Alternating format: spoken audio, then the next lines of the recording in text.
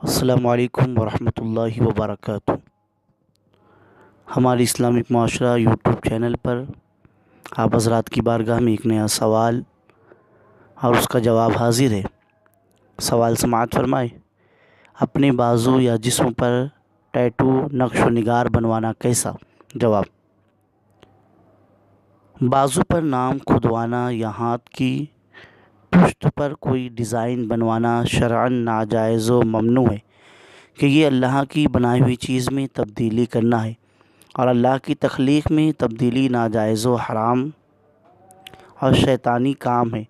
نیز یہ نام اور ڈیزائن عموماً مشین یا سوئی کے ذریعے کھدوایا جاتا ہے، جیسا کہ سوال سے ظاہر ہے، جس سے کافی تکلیف ہوتی ہے، اور اپنے آپ کو بلا وجہ شرعی تکلیف پہنچانا بھی جائز نہیں۔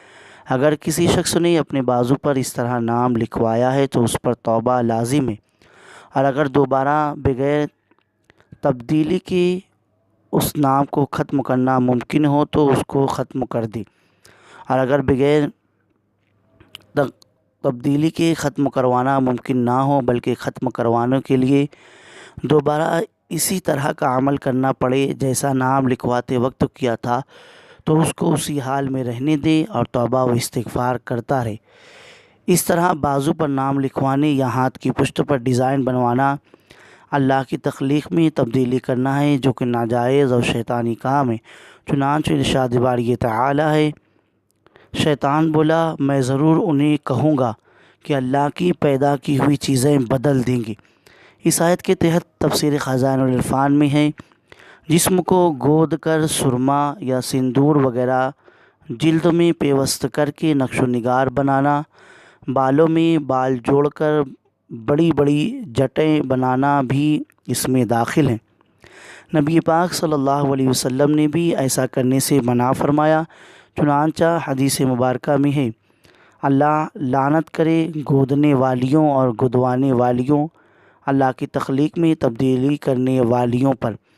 اس حدیث میں لفظ واشمات آیا ہے۔ اس کی شرح بیان کرتے ہوئے مفتی احمد یار خان نعیمی رحمۃ اللہ تعالی علیہ فرماتے ہیں، واشمہ وہ عورت جو سوئی وغیرہ کے ذریعے اپنے اعضاء میں سرما یا نیل گدوا لے، جیسا کہ ہندو عورتیں اور بعض ہندو مرد کرتے ہیں۔ اس طرح بازو وغیرہ پر نام لکھوانا اپنے آپ کو تکلیف پہنچانا ہے، اور بلا وجہ شرعی اپنے آپ کو تکلیف پہنچانا گناہ ہے۔ چنانچہ ارشاد الصاری میں ہے، بے شک انسان کی اپنے نفس پر زیادتی گناہ ہے، جیسا کہ دوسرے پر زیادتی گناہ ہے، کیونکہ انسان اپنے نفس کا مطلقاً مالک نہیں ہے بلکہ یہ اللہ تعالیٰ کی ملکیت ہے، بس اس میں وہی تصرف جائز ہے جس کی اجازت دی گئی۔ اگر کسی شخص نے اپنے بازو پر اس طرح نام لکھوایا ہے تو اس پر توبہ لازم ہے، اور اگر بغیر تغییر کے اس نام کو ختم کرنا ممکن ہو تو اس کو ختم کر دے، اور بغیر تغییر کے ختم کروانا ممکن نہ ہو تو اس کو اسی حال میں رہنے دے اور توبہ و استغفار کرتا رہے۔ چنانچہ امام احمد رضا خان علیہ رحمہ اس طرح کے سوال کے جواب میں فرماتے ہیں، یہ غالباً خون نکال کر اسے روک کر کیا جاتا ہے، جیسے نیل گدوانا۔ اگر یہی صورت ہو تو اس کے ناجائز ہونے میں کلام نہیں، اور جبکہ اس کا ازالہ ناممکن ہے تو سوا توبہ و استغفار کے کیا علاج ہے؟ مولا تعالی عز و جل توبہ قبول فرماتا ہے۔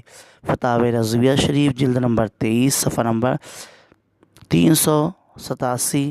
اللہ تبارک و تعالی ہمیں ان مسائل کو سمجھنے کی توفیق عطا فرمائے۔